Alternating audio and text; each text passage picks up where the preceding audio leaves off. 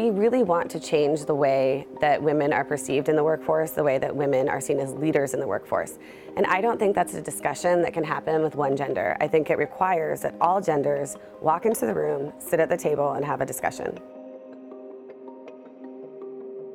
So I launched the Riveter around the same time that my husband and I decided that we wanted to have one more child.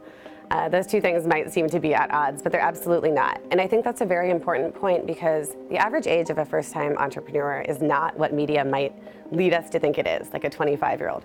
The average age of a first-time entrepreneur is actually 39, and for many women, that is a time when they are growing families or they have small children.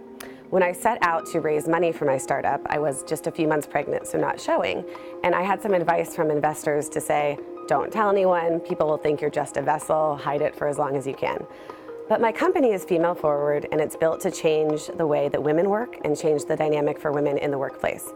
So I made the decision that if anybody kind of was at odds with a founder who was pregnant, they weren't the person to partner with us to help me grow the Riveter. So I really told everybody that I was pregnant, and we had some incredible investors come on board with our company. The gender pay gap is terrible. I think we often feel that it is something that is normal because we talk about it so much in America and because it has been around for so long. And white women make 79 cents to a man's dollar, and for women of color, that statistic is far worse. What we're doing at the Riveter to change it is, in our own corporate culture, we look at market pay, because when you look at market pay and say, position X makes this bandwidth, position Y makes this bandwidth, you really take the gender out of it. But I think that, writ large, something that we're doing is working with corporations to acknowledge that this pay gap exists and to say, how can we change it together?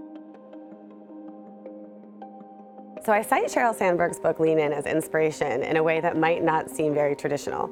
So I was reading it as I was trying to find a way to juggle everything in corporate America. And it wasn't necessarily leaning further into corporate America that I walked away with thinking. What I found in Lean In was a statistic that is actually a footnote in the book. And that is the statistic that 43% of highly trained professional women off-ramp at some point after they have children. And to me, that means that corporate America is broken and that we know it and that we're not doing anything to change it. So the inspiration I found there was that maybe I was the right person to step in and change that. I think that social media is really important. It is here. It's here to stay. And I think that for me, I'm very active on Instagram because I think my story is important to share. When I wanted to start a company, I lifted my head up and looked around for examples of women who were in similar situations like me, who were starting companies and raising very young families, and I didn't find that many. And if there is any way in which I can be an example to other women to say, you can go do this, even though it might seem like the most inopportune point in your life, if there's that burning idea and the will to do it, you can go out there and start a company, then I'm really happy to share my story.